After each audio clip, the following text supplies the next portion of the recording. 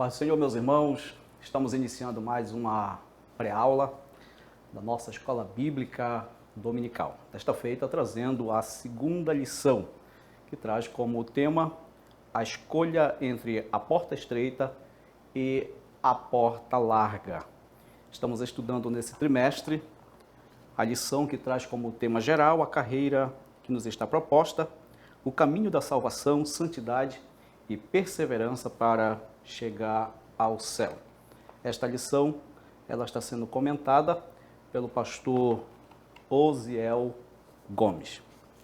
O texto áureo, o texto base da nossa lição, está em Lucas, capítulo de número 13, versículo de número 24, que diz: Porfiai por entrar pela porta estreita, porque eu vos digo que muitos procurarão entrar e não poderão. A verdade prática diz que a porta estreita não é uma opção, mas a única alternativa disponível para o crente entrar no céu.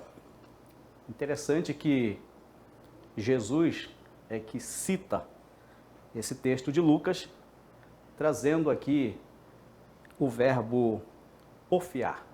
Porfiai por entrar pela porta estreita, dando-nos uma ideia de que para alcançarmos e mantermos a salvação proposta por Deus a todos os seres humanos, e para nós chegarmos ao objetivo que é o céu, logicamente que nós precisamos enfrentar alguns desafios e assumir algumas responsabilidades. E a verdade prática ela vem corroborar muito bem esta citação de Jesus, quando ele diz que a porta estreita não é uma opção, mas a única alternativa disponível para o crente entrar no céu. A introdução da nossa lição vai dizer que estudaremos a analogia da porta estreita e da porta larga mencionada pelo Senhor. Veremos que nosso Senhor teve a pretensão de mostrar aos pecadores o caminho para a salvação. Para compreendermos melhor a soteriologia de Cristo, responderemos às seguintes questões. O que significa a analogia de Jesus concernente à porta estreita e ao caminho apertado? Por que devemos escolher a porta estreita? De que maneira o pecador pode entrar pela porta que o leva para o céu? E, por fim, aprenderemos que a consistência da vida cristã tem por base o arrependimento e a confissão de pecados e a experiência do perdão. Também a nossa lição, ela traz para nós 3 objetivos. Aquilo que nós precisamos alcançar, aquilo que nós precisamos como professores ministrar e deixar bem imprimido na mente dos nossos alunos, que é explicar a analogia da porta estreita e do caminho apertado do ponto de vista bíblico e teológico. O segundo objetivo, destacar que a decisão pela porta estreita requer uma vida de renúncia e disposição para enfrentar os desafios da caminhada cristã.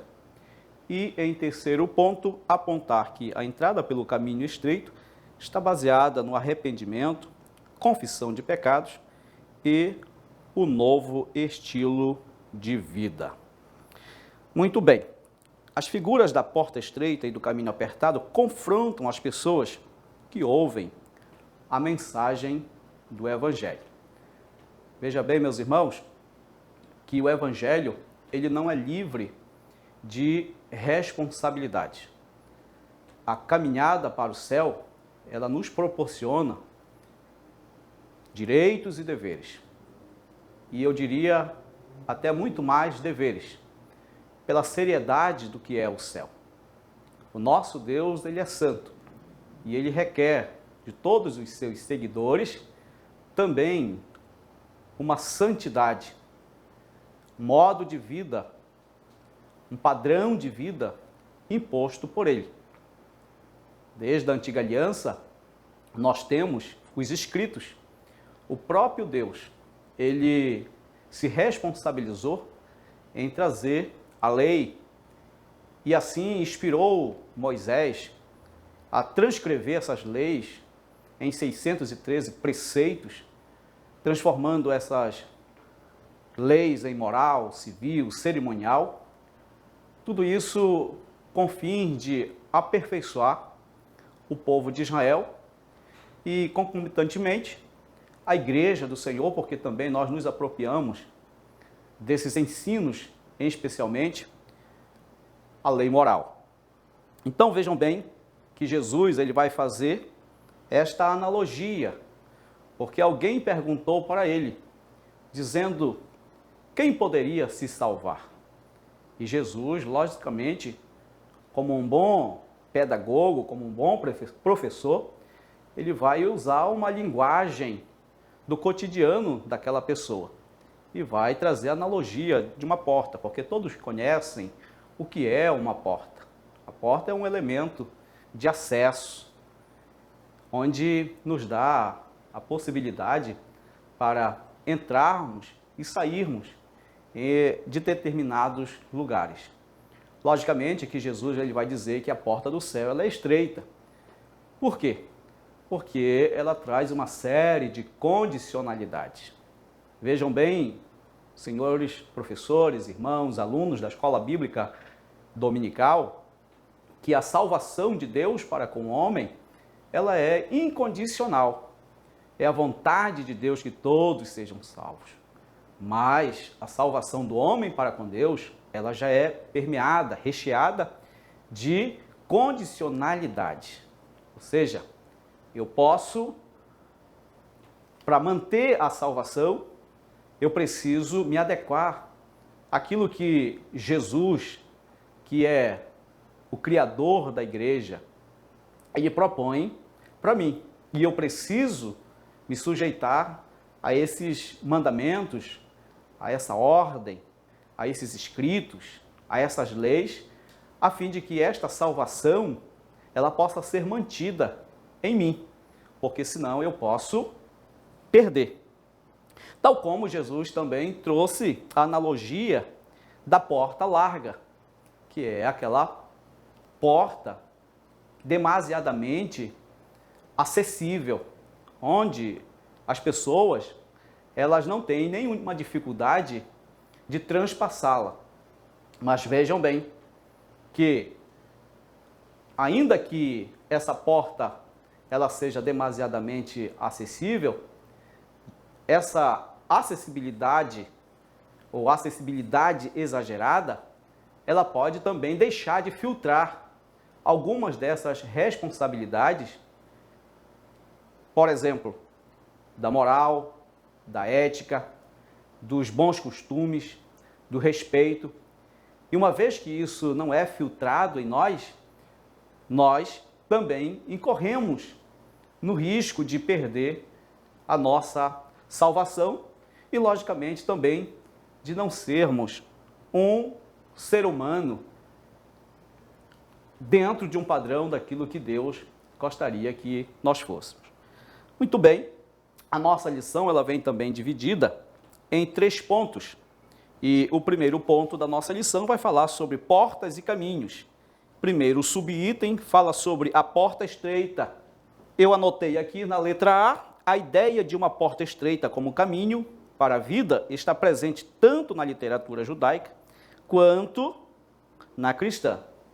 Veja bem que essa ideia da porta estreita, né, que, como eu já falei anteriormente, dessa responsabilidade que o homem precisa ter para com Deus com relação à sua salvação, ela já vem de muito tempo.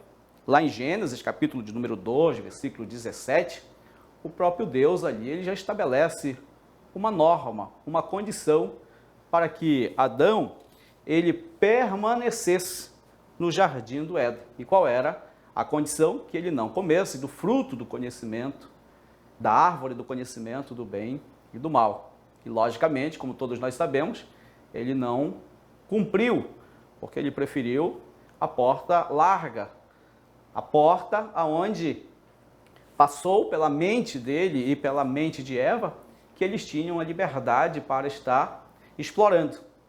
Logicamente que nesse interim ele vai tendo prejuízos, no entanto que ele foi expulso do jardim, o lindo jardim, que Deus tinha preparado para aquele casal, pelo fato de ele ter escolhido a porta larga, ou seja, de não obedecer à proposta de Deus. Qual era a porta estreita ali naquele momento? A obediência. Ele se submeter à vontade de Deus, aquilo que Deus tinha lhe colocado como proposta. A letra B, a importância da porta para as cidades antigas. Veja bem que nas portas aconteciam julgamentos, negócios, os anciãos ficavam na porta das cidades. Você pode conferir isso em Gênesis, capítulo de número 19, versículo 1. O próprio Ló, lá em Sodoma, por ser um homem justo, por ser um homem também de prestígio dentro daquela cidade, era um dos que se colocavam na porta para ali participar do que acontecia na porta da cidade. Por exemplo, os julgamentos, como nós falamos, as negociações, com certeza os aconselhamentos e também recepcionar aqueles que chegavam ali naquela cidade. No entanto, que ele recepciona os anjos que chegaram ali em Sodoma. Então, a importância da porta ou das portas para as cidades antigas. O item de número 3, a letra C, a porta estreita como entrada e saída das cidades. Veja bem que essas portas para as cidades, e principalmente as cidades medievais, que eram cercadas por grandes muralhas, além do seu grande portal, ela também tinha a sua porta menor para acesso das pessoas. Em momento ali em que a cidade estivesse sitiada, a porta menor, ela servia de acesso para aquele que viesse estar fora no momento em que a cidade ela fosse, ou ela viesse estar sendo sitiada ali pelos inimigos. Até Jesus, em um dado momento, ele fala sobre uma porta conhecida como o fundo de uma agulha, aonde alguns historiadores dizem que um camelo, para entrar, ele precisava estar agachado, entrava uma pessoa de forma assim muito espremida. Por quê? Justamente para que não desse acesso para os inimigos estarem entrando. Então, a importância da porta para as cidades antigas. No item de número 2, o caminho apertado, a letra A fala, quando falamos de caminho apertado, apontamos para a conduta, a maneira de viver, que evidencia salvação ou perdição. Veja bem que agora nós estamos entrando, estamos afunilando aqui, porque agora nós vamos começar a falar de conduta, de prática de vida. Olha só, quando nós falamos de caminho apertado, nós estamos falando de conduta, de maneira de viver, que evidencia, que mostra que a pessoa ela é salva. Lá em Atos dos Apóstolos, quando os irmãos chegaram na Antioquia, eles foram apelidados de cristãos. Por que foram apelidados de cristãos? Porque o seu comportamento, eles pareciam com o de Cristo. Sua maneira de ser parecia com Cristo. E é como nós precisamos ser. Também a nossa conduta, ela precisa ser uma conduta ilibada. Nossa conduta, ela precisa ser uma conduta exemplar. O apóstolo Paulo, aconselhando a Timóteo, para que Timóteo aconselhasse os obreiros e também, na hora de escolher os obreiros para o serviço do ministério sagrado, Paulo dizia que esses obreiros eles precisavam ser irrepreensíveis. Essa nota, essa condição, ela não pode estar, ou ela não é para ser apenas uma responsabilidade dos obreiros, mas para todo o cristão, ser irrepreensível, ou seja, não ser repreendido por ninguém, especialmente aqueles que não servem a Deus. Os que não servem a Deus precisam ver em nós, cristãos, a luz de Deus, um comportamento exemplar, um comportamento moral, um comportamento ético. A letra B, a palavra apertado vem do verbo tilibo, que significa prensar como uvas, espremer, pressionar com firmeza, caminho comprimido, contraído. Metaforicamente, aborrecer, afligir, angustiar.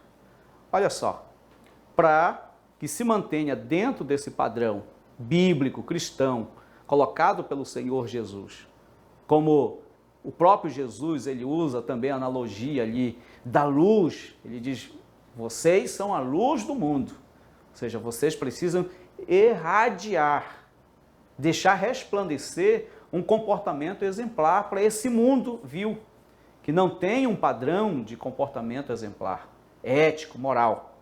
Mas nós, cristãos, nós precisamos irradiar um comportamento diferente.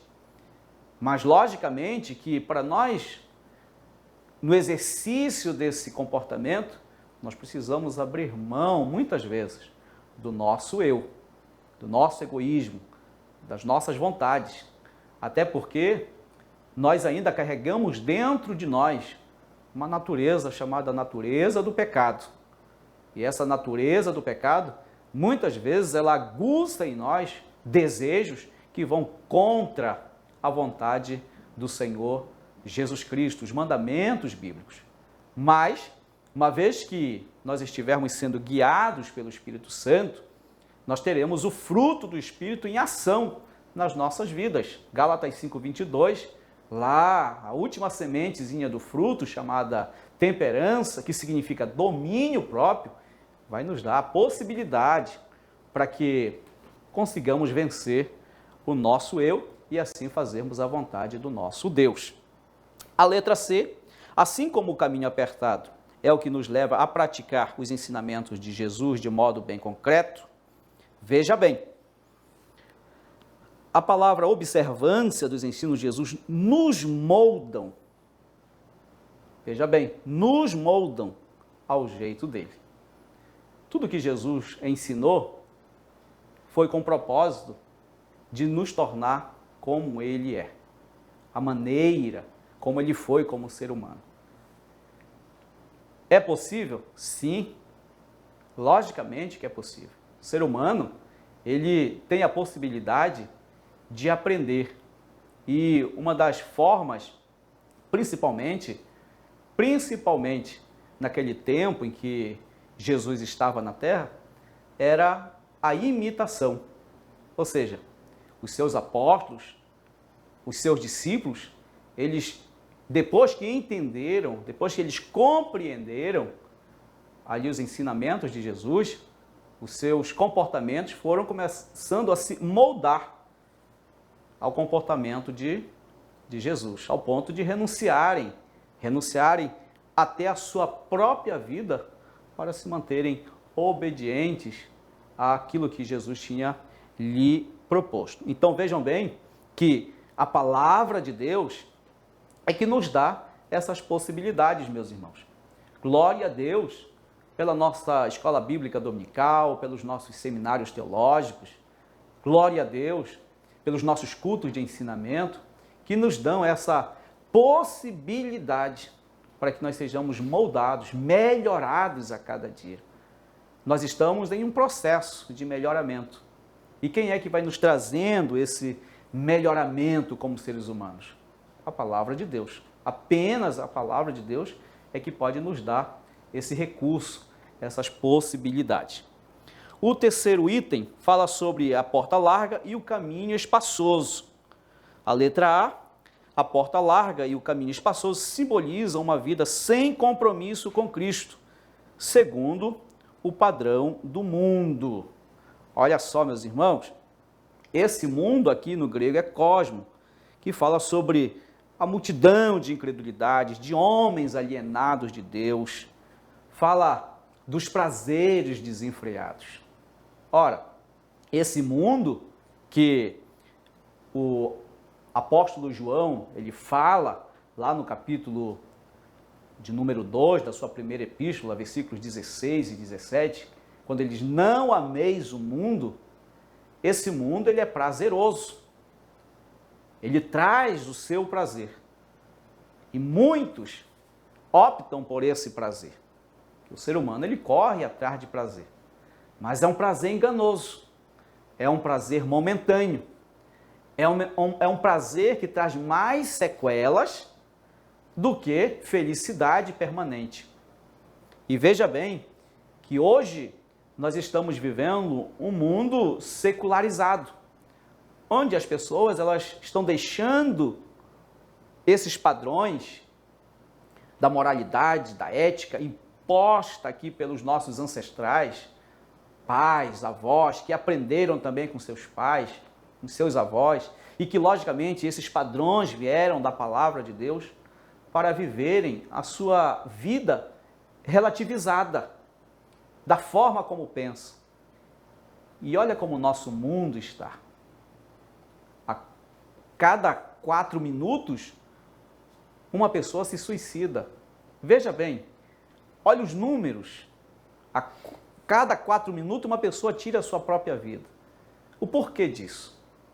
Falta de limites, falta de um padrão que possa impetrar na mente desse adolescente, que muitas vezes são adolescentes e jovens, desses limites, dessas instruções que fazem com que esta pessoa ela tenha dificuldade de refletir sobre a sua vida.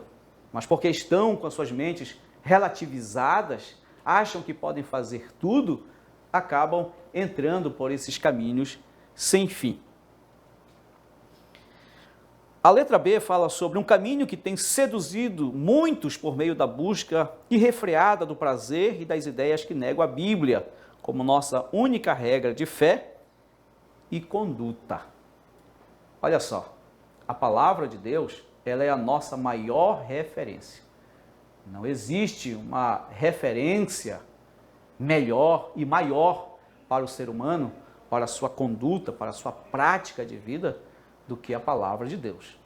Não são as teorias, não são as ideologias que vão nos moldar.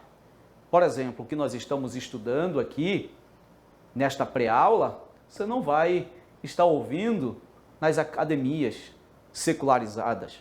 Não. Mas você vai aprender numa escola bíblica dominical. E o que a escola bíblica dominical traz para nós? O conhecimento da Bíblia, que vai nos moldando, como já falei anteriormente, que vai nos aperfeiçoando e nos melhorando a cada dia. A letra C fala um caminho em que entram pessoas que vivem segundo as suas próprias ideias. Olha, lá em Juízes, capítulo de número 21, versículo de número 25, você vai ver ali uma geração vivendo um descontrole. E por conta desse descontrole que vinha por falta de uma liderança firme, o povo se perdia, o povo caía na idolatria, o povo sofria na mão de outros povos inimigos, justamente por não ter esse limite, esse padrão imposto pelos ensinos. Olha, professor da escola bíblica dominical, pastor que está me ouvindo, dirigente de congregação, daí a importância de ensinar a palavra de Deus, de ensinar a Bíblia Sagrada e principalmente a essa nova geração, as nossas crianças, os nossos adolescentes, aos nossos jovens. Nós somos devedores a eles de ensinarmos o caminho do céu para eles através da palavra do Senhor nosso Deus. Olha só, um caminho em que entram pessoas que vivem segundo as suas próprias ideias e que não desejam ajustar-se aos ensinos das Escrituras Sagradas. Olha, João, capítulo de número 7, versículo de número 38, Jesus disse: quem crê em mim, como diz a Escritura, rios de água viva fluirão do seu interior. O caminho espaçoso, o caminho largo, ele pode até trazer momentos de satisfação, momentos de alegria, mas são momentos. Mas aqueles que se propõem a estudar a palavra de Deus e deixar com que essa palavra molde a sua própria vida, eles vão ter essa fonte de alegria dentro de si. Hoje, tenta-se muito quebrar os padrões, fala-se muito em que nós não precisamos viver amordaçados por padrões impostos, principalmente pela ideia do cristianismo, como alguns autores falam. Mas o que será de nós? O que será das famílias? O que será das crianças se elas não tiverem a oportunidade de terem o que nós temos hoje, que são esses conhecimentos e que vão nos dando possibilidades para nós irmos vivendo a nossa vida? Não tem como nós não desenvolvermos a nossa vida sem regramentos. Comparo essa nossa caminhada como uma estrada. Você vai no seu carro e na direita, na esquerda, sempre ali vai ter uma placa indicando alguma coisa, lhe condicionando a alguma coisa. Assim é a vida. Os padrões, os modelos morais, éticos e principalmente os padrões impostos pela palavra de Deus vão nos limitando, vão nos filtrando para que nós possamos desenvolver a nossa vida melhor e exemplar, que é o mais importante. Então, a sinopse desse primeiro ponto fala: a porta estreita é o caminho apertado, representa uma vida de compromisso com Cristo. É isso mesmo. A porta estreita e o caminho apertado representam uma vida de compromisso com Cristo. É o que nós precisamos buscar a cada dia. O ponto 2 da nossa lição: por que entrar pela porta estreita é difícil? Veja bem que isso aqui não é uma pergunta, é uma afirmação. Por que entrar pela porta estreita é difícil? No subponto 1, uma porta aberta, porém difícil. Na letra A, há muitos impedimentos para que a alma humana atravesse. O egoísmo, o ego inflamado, dentre outros. Então, veja bem que aqui está um dos problemas para que possamos escolher a porta estreita. O egoísmo, o ego. Freud falou sobre o id, falou sobre o ego e falou sobre o superego. O superego, na ideia de Freud, era que ele filtrava justamente o id, para que o ego funcionasse bem. Porque o que é o ego? É o eu. Se nós deixarmos prevalecer o eu na nossa vida, com certeza as nossas condutas, nossa prática de vida, não será uma prática de vida satisfatória. Mas aí a palavra de Deus vem como esse filtro, filtrando o nosso ego, deixando com que a vontade de Deus ela prevaleça na nossa vida. A letra B: para tomar o caminho do céu é preciso negar a si mesmo, deixar morrer o que somos para viver a vida com Ele, a fim de que resulte uma glória progressiva e indizível. Olha só, outra coisa aqui importante: negar a si mesmo. Como já falei anteriormente, nós, seres humanos, nós corremos atrás daquilo que nos traz prazer. Nós temos uma fome grande por prazer. Nós não corremos atrás daquilo que não nos traz prazer. Corremos atrás daquilo que nos traz satisfação, bem-estar. Mas nem tudo aquilo que nós desejamos é a vontade de Deus, agrada a Deus. Aí, por isso, nós precisamos termos uma mente transformada, como está lá no capítulo de número 12 da carta de Paulo aos Romanos. E não vos conformeis com esse século, mas transformai-vos pela renovação do vosso entendimento. Ou seja, a palavra de Deus vai nos fazendo pensar a maneira de Cristo. E nós somos aquilo que nós pensamos. Salomão já falava isso lá no seu livro de Provérbios. Nós somos aquilo que nós pensamos. Nosso pensamento, ele, na maioria das vezes, vai se transformar em comportamento. Então, se nós tivermos a nossa mente renovada, logicamente que os nossos pensamentos também virão acontecer no modo em que também agrade ao Senhor nosso Deus. E isso é progressivo. Logicamente que não vai acontecer de uma vez por todas, não vai acontecer de uma noite para o dia. Isso é um processo. A cada dia, com a leitura da palavra de Deus, com o conhecimento da palavra de Deus, o nosso comportamento ele vai mudando. No subitem 2, as oportunidades da porta larga são atraentes. Para muitos, o caminho da porta estreita não é atraente, pois a porta larga oferece uma jornada de prazeres, deleite e libertinagem.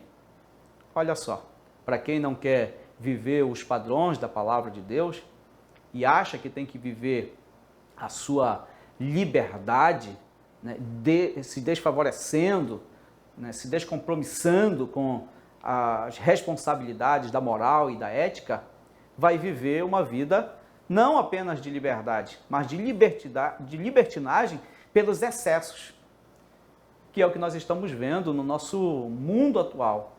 Os excessos de comportamentos, né, as inversões de valores.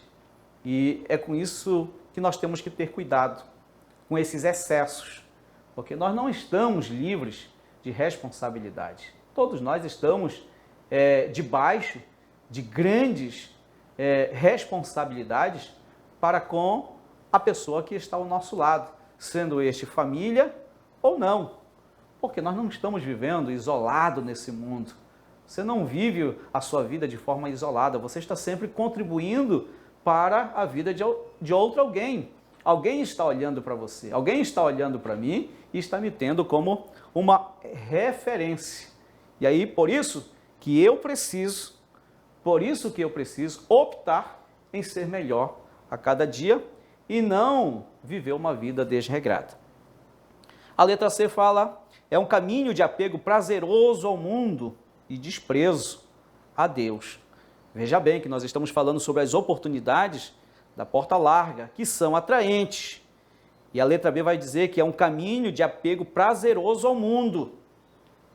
E interessante que lá no capítulo 4 de Mateus, Satanás ele vai oferecer esse mundo de prazeres a Jesus. Olha, tudo isso eu te dou, se prostrado tu me adorares. Esse mundo, ele é atraente. Esse mundo da falsidade, esse mundo da corrupção, esse mundo da mentira, ele é prazeroso. Dá possibilidades, entre aspas, para se conseguir aquilo que deseja. Mas, logicamente, que traz consigo também consequências terríveis. Nós não podemos esquecer, meus irmãos e amigos, que nós estamos debaixo de uma lei chamada Lei da Semeadura. Essa lei da semeadura, ela é imposta por Deus a todos os seres humanos. Tudo que eu fizer terá uma consequência, ou de bem ou de mal. Por isso que eu preciso estar vigilante, muito vigilante. Primeira Epístola de João, capítulo de número 2, versículo 15 e 16, você vai ver isso aí. O apóstolo diz, não ameis o mundo, nem as coisas que no mundo há. Porque quem ama o mundo, ou seja, desses prazeres desenfreados, o amor de Deus não está nele. O cristão comprometido com o Evangelho de Cristo sabe que o mundo passa e a sua consciência, mas aquele que faz a vontade de Deus permanece para sempre. Primeira Epístola de João, capítulo 2, versículo de número 17. Então, esse mundo passa, e passa mesmo. Quantas pessoas que tentaram viver uma vida descompromissada com a ordem, com a moral, com a ética, que já não estão mais entre nós, infelizmente. Né? E outros estão sofrendo. Infelizmente. Por quê? Não quiseram se colocar dentro de um padrão exemplar, moral, um padrão ético, um padrão em que possa ser desenvolvido a fim de que possa trazer benefício para a sua própria vida. No ponto 3, as razões das exigências. A porta estreita e o caminho apertado requerem uma transformação interior, uma decisão pessoal e uma disposição em seguir na contramão da maioria. Veja bem, tem duas palavrinhas aqui, decisão e a outra, disposição. Para se viver dentro desse padrão colocado por Deus aqui, para se chegar ao céu, a pessoa ela tem que se decidir. Não é uma coisa imposta por Jesus. Inclusive, Jesus disse, quem quiser vir após mim, negue-se a si mesmo.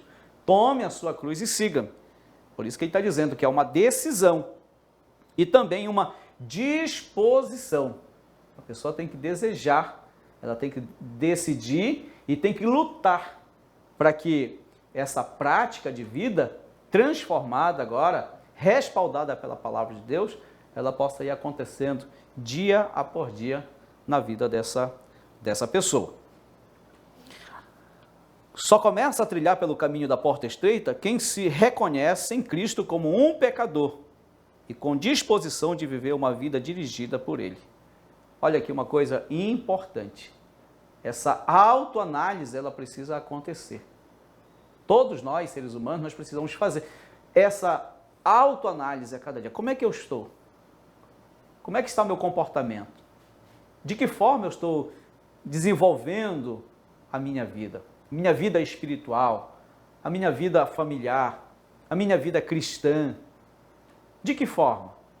Eu preciso, Paulo, ele aconselha no capítulo 11, a igreja de Corinto, a fazer um autoexame. Examine-se o homem a si mesmo. Esse exame de consciência, esse autoexame, precisa ser feito a cada dia por nós, seres humanos. Por isso que nós estamos trazendo nesse ponto aqui as exigências para que caminhe o caminho que é apertado, é um caminho dificultoso, mas que no final desse caminho vai se chegar ao céu. A letra C, o Evangelho nos faz caminhar em santidade, seguir os passos de Cristo e andar como Ele andou. Então estaremos prontos para criar raízes e enfrentar os obstáculos de nossa jornada. O Evangelho que é o poder de Cristo, são as boas novas do céu, vai nos ensinando a vontade de Deus. Paulo disse, eu não me envergonho do Evangelho, Romanos 1,16, porque é o poder de Deus, é que vai nos moldando, e como nós frisamos anteriormente, vai nos trabalhando de dentro para fora, vai nos trabalhando, vai nos lapidando, vai nos transformando, vai nos tornando seres humanos melhores. Muito bem, chegamos ao final do segundo ponto. A sinopse desse segundo ponto é: seguir pelo caminho apertado requer uma disposição em seguir na contramão da maioria. E já o último ponto, entrando pela porta e pelo caminho do céu. O primeiro subponto vai falar sobre o arrependimento de pecados. Por meio das palavras do arauto divino, ou seja, do proclamador, que era João Batista, a mensagem pregada por ele para entrar no reino de Deus é arrependimento. A palavra arrependimento no grego é metanoia, mudar a mente, voltar 180 graus, emendar o coração com pesar dos prazeres passados. Ou seja, é refletir, é fazer uma retrospecção da vida, dos comportamentos, das ações e deixar de fazer. Deixar de fazer. Era a mensagem de João. Quando João ele aparece pregando no deserto, a sua mensagem principal era sobre o arrependimento. E a sua mensagem fazia com que os seus ouvintes refletissem sobre suas vidas e vinham até ele. Confessavam seus pecados, se arrependiam e eram batizados por João no Rio Jordão, demonstrando ali um arrependimento e desejosos pela uma mudança de vida. É importante ponderar que o arrependimento bíblico não é uma questão meramente emocional, mas uma disposição para mudar de ideia. É um exercício que envolve o aspecto mental e moral do pecador. Olha só, é um exercício moral. É um exercício que envolve uma prática de todos os dias, de todas as horas, de todos os momentos. O bom de tudo isso aqui, meus irmãos, é que nós temos um ajudador, que é o Espírito Santo, que ele vai trabalhando a nossa mente e vai nos fazendo lembrar daquilo que é a vontade do Pai. E cada vez que nós vamos nos lembrando da vontade do Pai, logicamente que nós vamos deixando tudo aquilo que é ruim para a nossa conduta, para a nossa comunhão com Deus de lado e vamos trabalhando cada vez mais um melhoramento da nossa vida. Por meio da pregação e da aceitação do Evangelho, mediante a ação regeneradora do Espírito Santo, o pecador renuncia ao pecado, reorienta a vida e firma uma resolução de deixar o caminho espaçoso para tomar o caminho que conduz à vida eterna. Veja bem que o Evangelho vai nos regenerando. Eu até digo que o Evangelho é o maior aparelho de ressocialização de seres humanos. Vai mudando o ser humano, vai transformando. Muda o mais vil pecador e transforma em uma nova criatura. A pessoa ela pode ter o pior comportamento, né? Pode ser uma pessoa que ela venha, pelo seu comportamento, está sendo odiada pela sociedade, rejeitada pela sociedade. Mas uma vez que ela é atingida pelo Evangelho, que ela é transformada pelo Evangelho de Cristo, o Evangelho vai trabalhando, vai moldando, vai fazendo ela ser uma pessoa diferente, porque ele vai trabalhando a mente, a maneira de pensar, a maneira de ser dessa pessoa. Então isso é regeneração, é um processo que vai acontecendo e o Espírito Santo vai se apropriando dessa palavra que uma vez vai sendo ministrada e que vai chegando nessa mente e vai conscientizando a cada dia esse ser humano a ser melhor. O ponto 2 fala sobre a confissão de pecados. Os que iam até João confessavam seus pecados para serem batizados. Também, sem que o homem reconheça que é pecador, jamais compreenderá que precisa de um Salvador. E também, quando o homem reconhece em confissão que é um pecador, ele recebe o perdão de seus pecados. Quando ele está falando aqui de confissão, ele está falando aqui de prática, de atitude. Alguém que chega a confessar. Por quê? Porque essa pessoa não está se sentindo bem com aquela prática que cometeu, com aquela palavra que falou. Então ele vai, procura alguém da sua confiança, o pastor da sua igreja, o seu líder espiritual, o seu professor da escola dominical, o seu pai, a sua mãe, essa pessoa que lhe inspira confiança, e confessa, coloca para fora todo aquele mal-estar, todo aquele pesar, para que ele se sinta livre e não venha a voltar a fazer novamente aquela prática condenatória. Provérbios capítulo de número 28, versículo de número 13 e 1 João capítulo 1, versículo de número 7, vai corroborar isso aqui que eu estou falando. Aquele que confessa o seu pecado e deixa, Salomão já dizia que encontra misericórdia. O item 3, produzindo frutos de arrependimento. Para João Batista, o batismo é uma confissão somente. O batismo é confissão somente. Não seriam as provas verdadeiras da mudança de vida. Olha só, o batismo e a confissão não seriam necessários, ou seja, apenas isso seria necessário para uma mudança de vida. Não. É preciso apresentar frutos na vida como a marca de um arrependimento sincero. Não é só falar, não é só pronunciar, não é só lá na igreja, se batizar, participar do culto e continuar nos comportamentos errados. Não, esse comportamento é que vai dizer que realmente houve uma transformação. Portanto, uma pessoa que teve um encontro verdadeiro com Jesus produzirá frutos dignos de arrependimento, uma nova forma de pensar, agir, um novo estilo de vida. Muito bem, chegamos ao final do terceiro ponto. A sinopse desse terceiro ponto é: o verdadeiro encontro com Jesus produz no crente frutos dignos de arrependimento. E a conclusão desta lição vai nos dizer que no momento em que inicia sua jornada com Cristo, o cristão deve ter a consciência de que escolheu o caminho estreito e a porta apertada para trilhar o caminho do céu. Isso significa que precisamos renunciar ao eu, nossos pensamentos e desejos, para que Cristo apareça. Isso só é possível por meio de um verdadeiro arrependimento, confissão e pecados e a experiência do perdão. Muito bem, chegamos ao final desta aula. Espero que ajude você, professor, a ministrar a sua aula com mais eficácia e você, aluno, também possa ter a possibilidade de poder imprimir melhor esse conhecimento tão importante para as nossas vidas. Deus abençoe a sua casa, Deus abençoe a sua família, em nome de Jesus.